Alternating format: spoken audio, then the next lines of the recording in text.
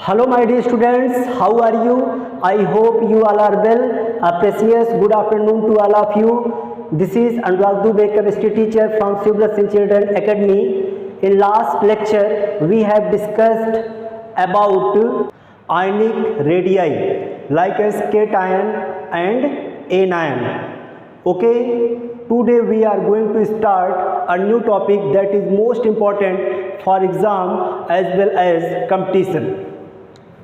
Your topic is ionization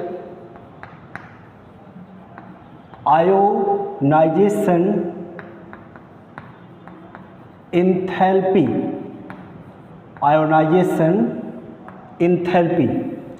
or energy or potential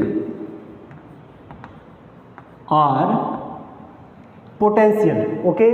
So your topic is ionization enthalpy or ionization energy or ionization potential. So first question arises that what is ionization potential? So ionization potential is the minimum amount of energy required to remove the minimum amount of energy required to remove of an electron from valence shell of an isolated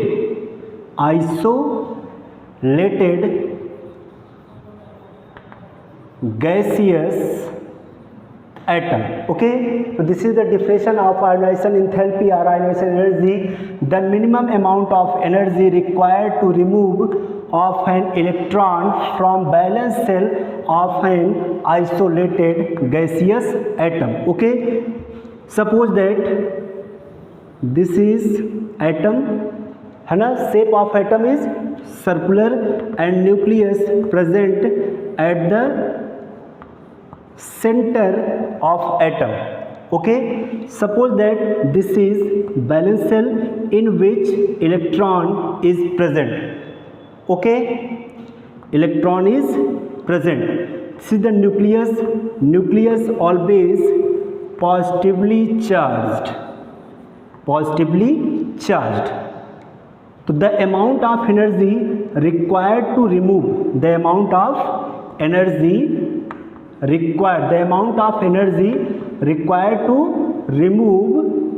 of an electron from valence shell. This is valence shell. Suppose that this is the K shell, L shell. This is the valence shell of an isolated gaseous atom is called ionization enthalpy. Okay, तो यहाँ पे देख रहे हैं कि balance cell में जो electron है इसको रिमूव करने के लिए जितने अमाउंट में एनर्जी की रिक्वायर्ड होती है वह अमाउंट ऑफ एनर्जी क्या है हमारा आयोनाइजेशन एंथैल्पी है. ओके, तो we know very well a force work between nucleus and valence shell, that is electrostatic force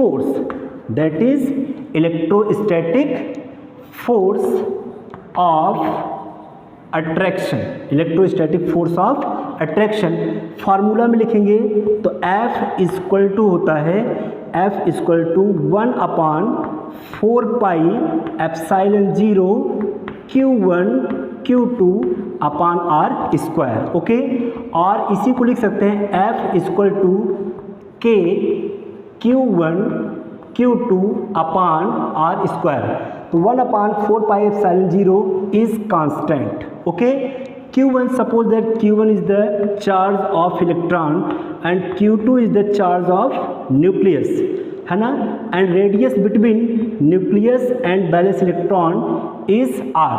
okay, when size, जब साइज क्या होता है, न्यूक्लियस और इलेक्ट्रॉन, बैलेंस सेल की अगर साइज, जैसे आर क्या है, size between nucleus and valence shell, अगर साइज क्या होगी, कम होगी, तो force of attraction between nucleus and valence electron ज़्यादा होगा। ओके, ज़्यादा होगा तो एफ की वैल्यू क्या होगी, इंक्रीज करेगी, और एफ की वैल्यू इंक्रीज करेगी तो maximum amount of energy required to remove from valence electron. Okay, तो ये हमारा क्या है, डेफिनेशन, जिसको हम एक स्ट्रक्चर के द्वारा आपको समझा रहे हैं। ओके, एक चीज़ इसमें कहा गया है कि isolated gaseous atom, isolated means क्या होता है, अकेला, जो अकेला हो, दैट इज आइसोलेटेड, है ना। और आइसोलेटेड गैसियस एटम, यहाँ पे गैसियस वर्ड का यूज क्यों किया गया है ना। तो जो गैसियस स्टेट में जो एटम्स होते हैं वह सेपरेटेड होते हैं, मतलब अलग होते हैं, और सॉलिड स्टेट में जो एटम्स होते हैं वह कंबाइंड होते हैं, ठीक है। और गैसियस स्टेट में जो एटम होते हैं वो सेपरेट होते हैं, जिससे हम इजीली आयोनाइजेशन एंथैल्पी को या आयोनाइजेशन एनर्जी को फाइंड आउट कर सकते हैं। ओके, समझ में आ गया आपको कि the amount of energy required to remove electron from valence shell of an isolated gaseous atom is called ionisation enthalpy. Okay, अब suppose that this is atom, m is a atom, है ना, और this atom loses one electron from valence shell form m plus. मान लीजिए कि ये m atom है, जिसके बैलेंस सेल से ये इलेक्ट्रॉन लूज करेगा तो चार्ज कौन सा आएगा, m प्लस आएगा। तो इन रिएक्शन में एक चीज़ आता है delta H। What is the delta H? Delta H क्या है, ये रिएक्शन की हीट है। Delta H is the heat of reaction, delta H हमारा क्या है, हीट ऑफ रिएक्शन है। ओके, अब ये जो डेल्टा H है, delta H is of two type, how many types, 2 types का होता है, एक पॉजिटिव डेल्टा H होता है और another is negative delta H। Okay, जब डेल्टा H पॉजिटिव होगा तो ये एनर्जी को क्या करेगा, एनर्जी को एब्जॉर्ब करेगा। Okay, delta H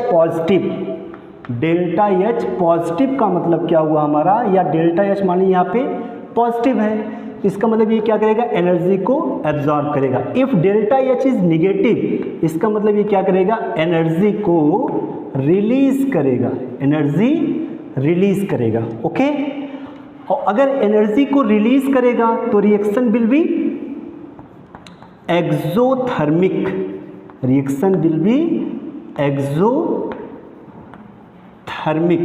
okay. और इफ एनर्जी एब्जॉर्ब, अगर एनर्जी एब्जॉर्ब होगा तो डेल्टा H जो पॉजिटिव होगा वो क्या हो जाएगा हमारा, एंडोथर्मिक। क्या हो जाएगा ये, एंडोथर्मिक,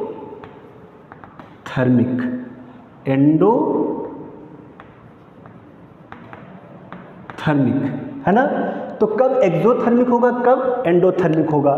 डेल्टा H पॉजिटिव कब होगा हमारा, एनर्जी एब्जॉर्ब करेगा तो डेल्टा H पॉजिटिव, और reaction will be endothermic. Delta H, if delta H is negative तो ये क्या करेगा, एनर्जी को रिलीज करेगा, और if energy released then reaction will be exothermic. तो what is the delta H? Delta H is the heat of reaction. ये reaction की क्या है, हीट है ना, जिसे हम क्या बोलते हैं, आयोनाइजेशन एंथैल्पी। क्या बोलते हैं उसको हम, आयोनाइजेशन एंथैल्पी बोलते हैं, ठीक है। तो नेक्स्ट आगे क्या है हमारा, delta H unit of del H। Del H means ionization energy, unit of del H ये होता क्या है, electron volt per atom, this is the unit of delta H या आयोनाइजेशन एंथैल्पी। है ना। तो question, this is the most important, इसको note करिएगा, है ना। Unit of ionization enthalpy electron volt per atom, एक एटम की बात कर रहे हैं। अगर एक इलेक्ट्रॉन, एक एटम बैलेंस सेल से इलेक्ट्रॉन को अगर लूज करेगा तो उसकी यूनिट कितनी होगी, इलेक्ट्रॉन वोल्ट पर एटम, है ना। And 1 electron volt equal to होता है 1.6 इंटू 10 टू पावर -19 जूल, है ना। 1 electron volt equal to -19 joule, है ना। और सपोज दैट कहा जाए कि मान लीजिए मोल में है, 1 मोल, 1 मोल, यहाँ पे 1 एटम की बात है, अगर वहाँ पे 1 मोल, अब 1 मोल में बहुत सारे क्या होंगे, एटम्स होंगे, और सभी एटम सिर्फ क्या है, पॉजिटिव चार्ज है। अगर एक एटम पे सिर्फ पॉजिटिव चार्ज, 1 पॉजिटिव चार्ज मतलब कि 1 इलेक्ट्रॉन रिमूव किया, तो उसकी आयोनाइजेशन एंथैल्पी क्या होगी, unit electron volt per atom. अगर 1 मोल है तो उसमें ढेर सारे एटम होंगे, सब पे एक एक क्या होगा, पॉजिटिव चार्ज होगा, तो उसकी यूनिट क्या होगी, उसका यूनिट क्या होगा, वह होगा किलो जूल पर मोल, किलो जूल पर मोल। कब, जब 1 मोल की बात की जाए, 1 मोल एटम की बात की जाए, ठीक है। अब 1 मोल एटम्स में बहुत सारे एटम होंगे, ठीक है, जिसमें उनकी यूनिट क्या होगी, किलो जूल पर मोल। ओके, समझ में आ गया होगा यूनिट्स, डेल एच भी समझ में आ गया होगा। ये तो जनरल सी बातें थे जो आपको हम अभी समझा रहे थे। चलिए अब हम बात करते हैं इलेक्ट्रॉन को कैसे निकालेंगे। कहेंगे क्या कि the energy required to remove first electron, मतलब पहला electron, the energy required to remove first electron from valence shell of an isolated gaseous atom, ठीक है। The energy required to remove first electron from isolated या from balance cell of an isolated gaseous atom is called first ionisation energy. Okay, जैसे for example M, this is atom, और if this atom loses 1 electron तो it form M plus, it means del H equal to ionisation energy first ionisation energy. Okay, अब second and third तो हम यहीं से क्या कहेंगे कि similarly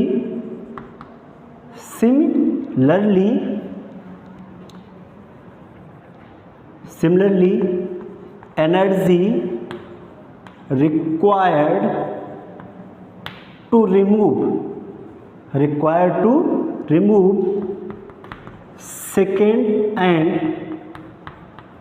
third electrons are second and third ionization energy। Okay, तो क्या होगा, सिमिलरली इसी प्रकार energy required to remove second and third electron are second and third ionisation energy respectively. Okay, अब जैसे this is the first ionisation energy हो गया, है ना। अब सेकेंड की अगर बात करेंगे तो ये हो गया फर्स्ट। अब M प्लस की बात करेंगे तो M प्लस 1 इलेक्ट्रॉन लूज करेगा तो क्या हो जाएगा, M प्लस, तो डेल H इक्वल टू क्या हो जाएगा, second IE2, second ionisation energy. Okay,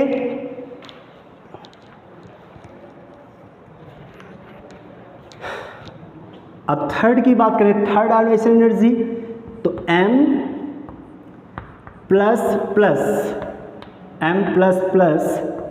loses one electron from valence shell, form M plus plus, मतलब डेल्टा H, मतलब आयोनाइजेशन एंथैल्पी IE3। ओके, तो first ionisation energy, second ionisation energy and third ionisation energy. Okay, अब हम discuss करेंगे किसके बारे में, order of ionization energy. तो ऑर्डर में सबसे ज़्यादा आयोनाइजेशन एनर्जी किसकी होगी, IE3। Third ionisation energy is greater than second ionisation energy, और second ionisation energy is greater than first ionisation energy. Okay, this is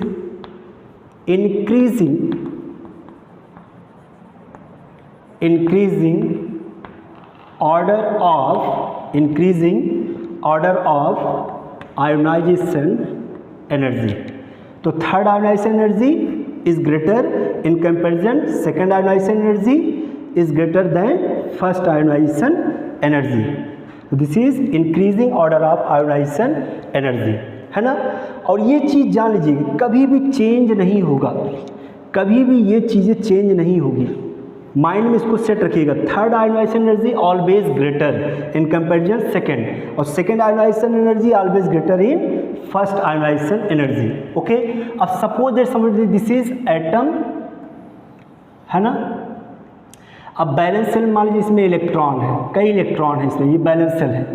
जब एक इलेक्ट्रॉन लूज करेगा, बैलेंस सेल से वन इलेक्ट्रॉन लूज होगा, energy हम देंगे, इलेक्ट्रॉन लूज होगा। अब इलेक्ट्रॉन लूज होगा तो चार्ज किस पे आएगा, न्यूक्लियस पर। पॉजिटिव चार्ज कहाँ पे आएगा, न्यूक्लियस पर। अब न्यूक्लियस पर पॉजिटिव चार्ज आएगा तो electrostatic force of attraction increases between nucleus and valence electron, है ना। तो force of attraction increases between nucleus and valence shell. Force of attraction increase करेगा तो साइज क्या होगी, डिक्रीज करेगी, ठीक है, साइज डिक्रीज करेगी, एक प्लस चार्ज। अब हम दूसरा इलेक्ट्रॉन निकालेंगे तो फिर क्या होगा, क्योंकि अब फोर्स ऑफ अट्रैक्शन बढ़ गया है तो दूसरे सेकेंड इलेक्ट्रॉन को रिमूव करने के लिए हमें और ज़्यादा एनर्जी की रिक्वायरमेंट होगी, ठीक है। और ज़्यादा एनर्जी हम जब लगाएंगे सेकेंड इलेक्ट्रॉन रिमूव होगा, that is second ionization enthalpy. First electron हमको निकालना था, थोड़ी सी एनर्जी दी, इलेक्ट्रॉन बाहर, first ionization enthalpy. But after removing first electron, electrostatic force of attraction increases between nucleus and valence electron. It means, इसका मतलब क्या हुआ, न्यूक्लियर चार्ज इंक्रीज करेगा तो फोर्स ऑफ अट्रैक्शन इंक्रीज करेगा, तो इलेक्ट्रॉन जो होगा वो न्यूक्लियस से और टाइटली बॉन्डेड हो जाएगा। तो सेकेंड इलेक्ट्रॉन को हमें रिमूव करने के लिए और एनर्जी की रिक्वायरमेंट होगी। तो जब हम सेकेंड को रिलीज करेंगे तो हमारा क्या होगा, आयोनाइजेशन एंथैल्पी सेकेंड। लेकिन जब सेकेंड निकालेंगे तो एक पॉजिटिव चार्ज न्यूक्लियस पर और बढ़ जाएगा, तो force of attraction also increases, और भी इंक्रीज करेगा, किसके किसके between, valence shell and nucleus. Size और डिक्रीज करेगी, साइज जितना ज़्यादा डिक्रीज करेगी, ठीक है, फोर्स ऑफ अट्रैक्शन, या कहीं फोर्स ऑफ अट्रैक्शन जितना ज़्यादा होगा साइज उतना ज़्यादा ही डिक्रीज करेगा, और इलेक्ट्रॉन्स और ज़्यादा टाइटली बॉन्डेड होंगे, किससे, न्यूक्लियस से। अब थर्ड इलेक्ट्रॉन को रिमूव करने के लिए हमको और ज़्यादा एनर्जी की रिक्वायरमेंट होगी, ठीक है। थर्ड इलेक्ट्रॉन को रिमूव करने के लिए और ज़्यादा एनर्जी की रिक्वायरमेंट क्यों होगी, because third electron tightly bonded to nucleus, है ना। So required more energy for remove that electron from valence shell. So we can say third ionisation potential और energy is greater in comparison second, और second is greater in comparison first. तो ये order हमेशा क्या होगा, constant रहेगा, हमेशा यही रहेगा, है ना। तो समझ में आ गया होगा आपको, first ionisation energy, second ionisation energy and third ionisation energy क्या होगा, factors on which ionization energy depends, ionization energy depends. Ionization energy किस किस चीज़ों पर डिपेंड करता है? तो फर्स्ट हम किसकी बात करेंगे? फर्स्ट हमारा है एटॉमिक साइज। एटॉमिक साइज पर, एटॉमिक साइज पर डिपेंड करता है ना। तो एटॉमिक साइज, सपोज दैट ये न्यूक्लियस है और ये एक स्ट्रक्चर है, और दूसरा मान लीजिए ये है, इसका स्ट्रक्चर ये है, बड़ा है, और मान लीजिए ये क्या है, छोटा है, और ये बड़ा है। अब इसका देखिए R और इसका देखिए R, तो इसका ग्रेटर है और इसका कम है ना। तो जिसकी साइज छोटी होगी उसका आयोनाइजेशन एनर्जी सबसे ज़्यादा होगा। क्यों? Because force of attraction between nucleus and valence shell increases. और साइज जिसकी ज़्यादा होगी, फोर्स ऑफ अट्रैक्शन उतना कम होगा, बैलेंस सेल के इलेक्ट्रॉन उतना ही फ्रीली मूव करेंगे। कहाँ पर? अपने ऑर्बिट में। थोड़ी सी एनर्जी को दे करके हम इलेक्ट्रॉन को बाहर कर सकते हैं, है ना। तो एक फार्मूला है क्या कि ionization energy is inversely proportional to the size. Okay, size जितना कम होगा, साइज जितना स्मॉल होगा, इफ साइज इज स्मॉलर तो आयोनाइजेशन एनर्जी हमेशा क्या होगी? ग्रेटर होगी। क्या होगा? आयोनाइजेशन एनर्जी ऑलवेज ग्रेटर, हमेशा ज़्यादा होगा। ये फार्मूले को अपने माइंड में आप फिट कर लीजिए कि size, if size is smaller then ionization energy will be greater, है ना।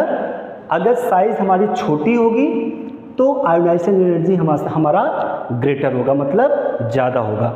ठीक है, तो एक फैक्टर क्या है हमारा? एटॉमिक साइज हो गया, है ना। सेकंड क्या है हमारा? Nuclear charge. Second factor is nuclear charge. Second factor is nuclear charge. Suppose that ये हमारा एटम है, ये इसका न्यूक्लियस है, और ये हमारा एटम है और ये इसका न्यूक्लियस है। अब मान लीजिए सपोज दैट इसमें नंबर ऑफ प्रोटॉन्स 1 2 3 4 5 6 7 है, मतलब 7 प्रोटॉन्स हैं। और इसमें सपोज दैट 1 2 3 4 5 6 7 8 9 10 11, और इसमें हमारे 11 प्रोटॉन्स हैं, है ना। तो जिसमें नंबर ऑफ प्रोटॉन्स ज़्यादा होंगे उसका न्यूक्लियर चार्ज क्या होगा? ज़्यादा होगा। और if nuclear charge is greater so force of attraction between nucleus and valence shell भी क्या होगा? ग्रेटर होगा। ठीक है, और ग्रेटर होगा तो बैलेंस सेल से इलेक्ट्रॉन को निकालने के लिए हमको ज़्यादा एनर्जी की रिक्वायरमेंट होगी। तो हम क्या कह सकते हैं कि ionization energy is directly proportional to the nuclear charge जिसका ज़्यादा होगा उसकी आयोनाइजेशन एनर्जी भी उतनी ही ज़्यादा होगी। ओके, तो this is the second factor, है ना। अब what is the third factor? Third factor क्या है? Electronic configuration. Electronic configuration. अब इलेक्ट्रॉनिक कॉन्फ़िगरेशन में हमने दो बातें पढ़ी थी। एक सेकंड चैप्टर में पढ़ा था half filled orbitals and full filled orbital. Half filled orbital and full filled orbitals are more stable, है ना। Half filled and full filled orbitals are more stable. Okay, तो जैसे इलेक्ट्रॉनिक कॉन्फ़िगरेशन है, मान लीजिए हमारा नाइट्रोजन का मान लेते हैं, atomic number 7 1s2 2s2 2p3। Oxygen ले लेते हैं, atomic number 8 1s2 2s2 2p4, है ना। अब इसमें देखिए s 2 इलेक्ट्रॉन फुल फील्ड, और ये क्या है हमारा? हाफ फील्ड मतलब कि each orbital contain 1 electron. Each orbital contain 1 electron. अब ऑक्सीजन के केस में देखते हैं 2 इलेक्ट्रॉन, और इसमें भी 2 इलेक्ट्रॉन, और P में कितने हैं? 1 2 3 4। तो this is full field, but this is partially field. लेकिन ये कैसा हमारा पार्शियली फील्ड है। अगर हमारा सबसेल या हमारा जो orbital, this is the valence shell, ये हमारा क्या है बैलेंस सेल के इलेक्ट्रॉन है। और बैलेंस सेल के इलेक्ट्रॉन ही कैसे हैं हाफ फील्ड है। अगर बैलेंस सेल के इलेक्ट्रॉन हाफ फील्ड और फुल फील्ड है, that is most stable electronic configuration of that element. In this case maximum energy required to remove electron from balance cell. If maximum energy required to remove electron from balance cell, so we can say that ionization potential or ionization enthalpy or ionization energy is greater of that element. तो हम क्या कर सकते हैं कि nitrogen का ionisation enthalpy greater होगा किससे ऑक्सीजन से, है ना। तो हम कह सकते हैं क्या कि एक्सेप्शनली आयोनाइजेशन एंथैल्पी एक्सेप्शनली क्या होगा ग्रेटर होगा। कहीं क्या कि ionization energy exceptionally higher due to half filled and full filled. Okay, तो ये था हमारा क्या थर्ड फैक्टर। फोर्थ फैक्टर क्या है penetration effect. Penetration effect, fourth factor is penetration effect. Penetration effect में क्या होता है, जब हम पढ़ेंगे शील्डिंग इफेक्ट और इनर्ट पेयर इफेक्ट, तो इसमें क्या होता है जैसे हमारे कौन कौन सबसेल होते हैं s subshell, p subshell, d subshell and s subshell. तो s subshell nearest to nucleus सबसे नज़दीक किसके होता है न्यूक्लियस के, उसके बाद पी, उसके बाद डी, उसके बाद फिर एफ सबसेल। तो जो सबसेल न्यूक्लियस के ज़्यादा पास रहेगा उसमें उपस्थित जो इलेक्ट्रॉन होंगे वह न्यूक्लियस से ज़्यादा फोर्स ऑफ अट्रैक्शन से बॉन्डेड होंगे। तो उसके इलेक्ट्रॉन को निकालने के लिए हमको ज़्यादा एनर्जी की रिक्वायरमेंट होगी। उसके बाद पी की, फिर डी की, फिर एफ की। अब इसका देखिए शेप कैसा होता है सर्कुलर होता है ना। पी का शेप कैसा होता है डम्बेल होता है, थोड़ा सा स्प्रेड है फैला हुआ है। और डी का कैसा होता है और स्प्रेड होता है। और एफ में तो कई ढेर सारे होते हैं, ठीक है। तो ये और ज़्यादा स्प्रेड है और ये सर्कुलर है ना। तो एस की जो आयोनाइजेशन एनर्जी है वो ज़्यादा ग्रेटर होगी कंपैरिजन पी के, पी की ग्रेटर होगी डी के और डी की ग्रेटर होगी किसके एफ के। ओके, तो आयोनाइजेशन एनर्जी सबसे ज़्यादा किसकी होगी एस सब सेल की, फिर पी की, फिर डी की और फिर एफ सब सेल की। ओके, तो ये था हमारा क्या factors on which ionization energy depends. Okay, अब हम पढ़ेंगे क्या variation of ionization energy. Variation of ionization energy. Variation में क्या करेंगे, कहेंगे क्या कि on moving across the period left to right, on moving across the period left to right ionization energy increases. Ionization energy increases क्या करेगा increase करेगा because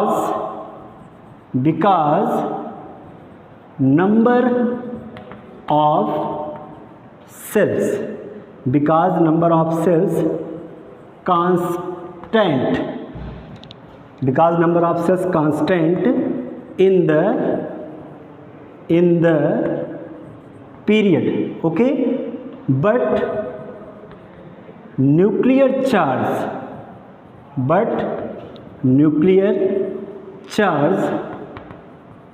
increases between valence cell and nucleus. As a result, attraction between between nucleus and electron increases, क्या करेगा, increase करेगा. Now more energy required to remove electron from valence cell. Thus ionization energy increases. Okay, इसका मतलब क्या हुआ कि जब हम किसी भी पीरियड में लेफ़्ट टू राइट चलते हैं, लेफ़्ट टू राइट, और ग्रुप में कैसे आते हैं, टॉप टू बॉटम. ओके, तो जब हम किसी भी पीरियड में लेफ़्ट टू राइट चलेंगे तो आयोनाइजेशन एनर्जी क्या करती है, इंक्रीज करती है, जैसा कि एक्सपेक्टेशन है, जैसा कि रूल है. ओके, क्यों, because number of shells remain constant.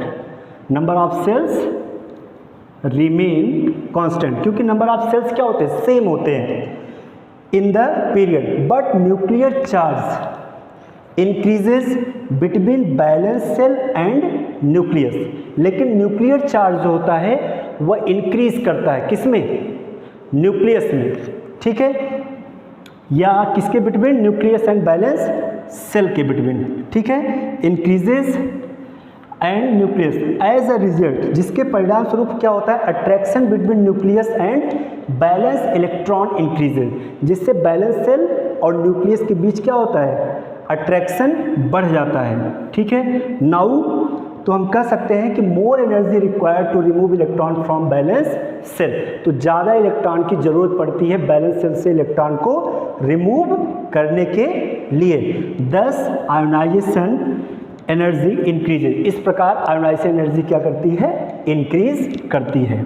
Okay, तो आपको समझ में आ गया होगा कि लेफ्ट टू राइट चलने पर आयोनाइजेशन एनर्जी क्या करती है, इंक्रीज करती है. टॉप टू बॉटम आने पर आयोनाइजेशन एनर्जी डिक्रीज करती है. चलिए एक एग्जांपल लेकर समझते हैं. Now we take an example, second period, lithium, beryllium, boron, carbon, nitrogen, oxygen, fluorine and neon.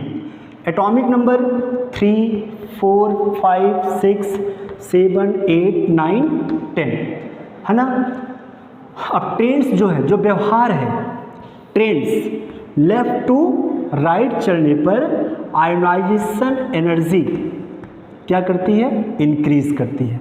Okay, तो इलेक्ट्रॉनिक कॉन्फ़िगरेशन कर ले इसका हम 1s2 2s1, इसका क्या हो जाएगा 1s2 2s2, इसका क्या हो जाएगा 1s2 2s2 2p1, इसमें क्या आ जाएगा 2p2, इसमें क्या आ जाएगा 2p3 लास्ट में. ठीक है, अगर हम कार्बन का करेंगे तो क्या हो जाएगा 1s2 2s2 2p2, नाइट्रोजन करेंगे तो 1s2 2s2 2p3, ऑक्सीजन में करेंगे तो 1s2 2s2 2p4, फ्लोरीन का करेंगे तो 1s2 2s2 2p5, और नियॉन का करेंगे तो 1s2 2s2 2p6, है ना. तो अकॉर्डिंग टू रूल या according to expectation, when we move across the period left to right ionization energy increases. But some exception, जो हम वीडियो में देखने के लिए आते हैं, जो पढ़ने के लिए आते हैं तो सब जानते हैं, तो आप 10th में भी मैंने आपको बताया है. लेकिन देखिए इलेक्ट्रॉनिक कॉन्फ़िगरेशन आपने पढ़ा है कि half filled and full filled subshell या ऑर्बिटल्स आर मोर स्टेबल. देखिए यहाँ पे 1 है, मतलब यस के पास 1 इलेक्ट्रॉन, इसमें देखिए बेरिलियम के पास S 2 इलेक्ट्रॉन और यस में 2 इलेक्ट्रॉन, मतलब फुल फील्ड. लेकिन इसमें देखिए ये क्या है हमारा फुल फील्ड और हाफ फील्ड. अब ये फुल फील्ड के केस में ज़्यादा स्टेबिलिटी है इन कंपैरिजन हाफ फील्ड के. ठीक है, तो बेरिलियम, और फिर देखिए इसमें 1s2 2s2 और 2p1, इसमें p में एक ही इलेक्ट्रॉन, मतलब पार्शियली फील्ड है, और ये हमारा क्या है फुल फील्ड है. तो पार्शियली फील्ड के कंपैरिजन में जो हमारे फुल फील्ड सबसेल हैं उसकी आयोनाइजेशन एंथैल्पी क्या होगी, ज़्यादा होगी. क्योंकि इसका इलेक्ट्रॉनिक कॉन्फ़िगरेशन मोस्ट स्टेबल है तो थोड़ा ज़्यादा एनर्जी लगेगी किसके लिए, इलेक्ट्रॉन को रिमूव करने के लिए, है ना। तो अगर इसका हम ऑर्डर बनाएंगे तो सबसे ज़्यादा किसका होगा, देखिए इधर से इधर चलने पर क्या करेगा, इंक्रीज करेगा, तो सबसे कम लिथियम का, उसके बाद कौन है हमारा, बेरिलियम, और उसके बाद देखिए अब यहाँ पे हम बेरिलियम, लिथियम का बेरिलियम है लेकिन कम किसका है, बोरान का, तो यहाँ पे क्या आ जाएगा, बोरान, और उसके बाद फिर बेरिलियम का क्यों ज़्यादा होगा, क्यों, ड्यू टू फुल फील्ड, और इसका कम होगा क्यों, due to partially filled, beryllium, और उसके बाद फिर क्या है, कार्बन। अब कार्बन के बाद अब हम देखिए नाइट्रोजन का, यहाँ पे 2 इलेक्ट्रॉन और यहाँ पे 2 इलेक्ट्रॉन, और P में कितने हैं, 1 2 3। अब देखिए ऑक्सीजन के केस में क्या है, ऑक्सीजन में यहाँ पे देखिए 2 इलेक्ट्रॉन, यहाँ पे 2 इलेक्ट्रॉन, और P में कितने हैं, 1 2 3 4, मतलब ये पार्शियली फील्ड है। और ये कैसा है, नाइट्रोजन का देखिए फुल फील्ड हाफ फील्ड, और we know very well half filled and full filled subshell are more stable, so more energy required to remove electron from valence shell of nitrogen, so we can say that ionization energy of nitrogen is greater in comparison than oxygen, okay। तो ज़्यादा किसकी होगी, तो ये कहाँ पे आ जाएगा, oxygen यहाँ पे और नाइट्रोजन यहाँ पे, फिर किसका हो जाएगा, फ्लोरीन का, और फिर किसका हो जाएगा, नियान का, ओके क्लियर। तो ये क्या है, increasing order of ionization energy, clear. ऐसे ही आप जितने भी हमारे पीरियड्स हैं सबका इलेक्ट्रॉनिक कॉन्फ़िगरेशन करके आप उसको इंक्रीजिंग ऑर्डर में अरेंज कर सकते हैं, क्योंकि we know very well half filled and full filled subshell और orbitals are more stable exceptionally, ठीक है। तो ये चीज़ पढ़ना हमको ज़्यादा इम्पॉर्टेंट है, जानना ज़्यादा ज़रूरी है। क्वेश्चन है, why first ionization enthalpy of nitrogen is greater than oxygen, why first ionization energy of nitrogen is greater than oxygen, okay। तो पहले हम नाइट्रोजन एंड ऑक्सीजन लिख लें, atomic number 7 and 8, electronic configuration 1s2 2s2 and 2p3, इसका 1s2 2s2 and 2p4। अब orbital बना के, yes subshell है 1 ऑर्बिटल फुल फील्ड, और p सबसेल है 3 ऑर्बिटल 1 2 3, ओके। और ये 2 और p सबसेल है 3 ऑर्बिटल्स 1 2 3 अकॉर्डिंग टू हुन रूल एंड 1 इलेक्ट्रॉन पेयर। तो ये क्या है हमारा, this is the half filled, और ये हमारा क्या है, पार्शियली फील्ड। अगर पार्शियली फील्ड है तो इसके बैलेंस सेल से इलेक्ट्रॉन को निकालने के लिए हमें कम एनर्जी की रिक्वायरमेंट होगी। और ये क्या है, this electronic configuration is stable, और if electronic configuration is stable like as half filled और full filled, so more energy required to remove electron from valence shell. If more energy required to remove electron from valence shell, it means ionization enthalpy is greater, क्या होगी, ज़्यादा होगी। तो हम क्या कहेंगे, ionization enthalpy of nitrogen is greater in comparison oxygen, okay, because electronic configuration of nitrogen is stable than oxygen। तो ये आपका क्वेश्चन है, बहुत ही इंपॉर्टेंट क्वेश्चन है ये IIT और नीट में कई बार ये क्वेश्चन पूछा गया है। This is most important question, okay. चलिए अब हम लोग नेक्स्ट क्वेश्चन को सॉल्व करेंगे। नेक्स्ट क्वेश्चन है हमारा, compare first ionisation energy and second ionisation energy of chromium and manganese. Okay, तो इलेक्ट्रॉनिक कॉन्फ़िगरेशन लिखना पड़ेगा। Atomic number 24, this is the exception.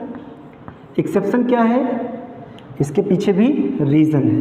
तो 1s2, 2s2, 2p6, 3s2, 3p6, 4s2 होता है लेकिन नहीं, 4s1 एंड 3d5। ओके, अब चलिए बात करते हैं किसका, Mn का।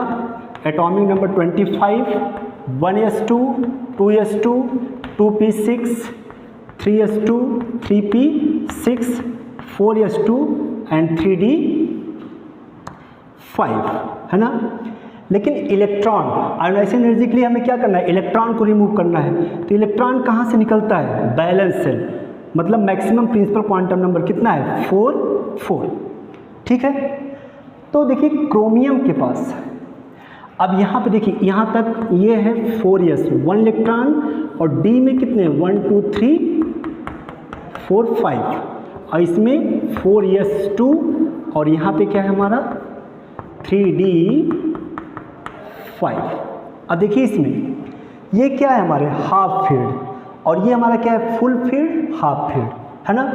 तो ये क्या होगा, 4s2 ज़्यादा स्टेबल है इन कंपैरिजन 4s1 के। तो इससे इलेक्ट्रॉन को निकालने के लिए हमको ज़्यादा एनर्जी की रिक्वायरमेंट होगी इन कंपैरिजन क्रोमियम। तो फर्स्ट आयोनाइजेशन एनर्जी जो होगी, फर्स्ट आयोनाइजेशन एनर्जी से क्रोमियम है, एक इलेक्ट्रॉन को लूज करेगा तो क्या बनाएगा Cr+, और Mn जो है ये एक इलेक्ट्रॉन को लूज करेगा तो क्या बनाएगा Mn+, है ना। लेकिन एनर्जी आसानी से इलेक्ट्रॉन कौन देगा, फर्स्ट इलेक्ट्रॉन क्रोमियम, ठीक है, और टफ थोड़ा कठिनाई से कौन देगा, manganese, due to full filled. तो हम क्या कहेंगे कि फर्स्ट आयोनाइजेशन एनर्जी ग्रेटर किसकी होगी, Mn की इन कंपैरिजन क्रोमियम।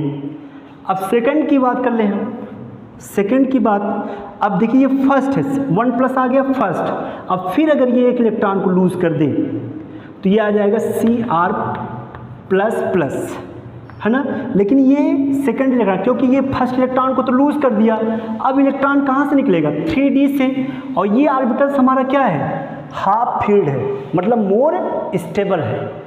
देखिए this electronic configuration is more stable, why, due to half filled. तो जो सेकेंड इलेक्ट्रॉन निकलेगा वह ज़्यादा एनर्जी लेगा इलेक्ट्रॉन को निकलने में, है ना। और यहाँ पे क्या है, इसमें 2 इलेक्ट्रॉन है 4s2 में, तो एक तो निकला, अभी एक और इसमें है, तो अभी तो हाफ फील्ड हो गया। अब जो सेकेंड आयोनाइजेशन एनर्जी होगी इसकी क्या हो जाएगी, कम हो जाएगी, और इसकी ज़्यादा हो जाएगी, ठीक है। तो सेकेंड आयोनाइजेशन एनर्जी में ये एक इलेक्ट्रॉन लूज करेगा तो क्या बना लेगा हमारा Mn++, लेकिन जो सेकेंड, ये तो फर्स्ट था, और जो सेकेंड आयोनाइजेशन एनर्जी है वह किसका ज़्यादा हो जाएगा, Cr का, और Mn का कम हो जाएगा, है ना।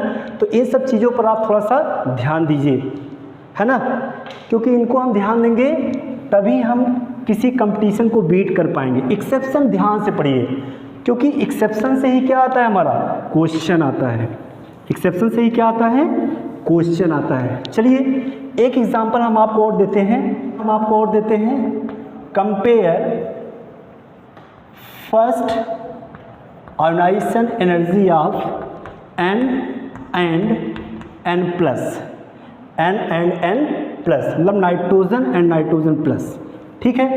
अब देखिए nitrogen atomic number 7, electronic configuration 1s2, 2s2, 2p3, और N+ एटॉमिक नंबर 7, N+ है, मतलब एक इलेक्ट्रॉन को लूज कर दिया है, तो 1s2, 2s2, 2p2।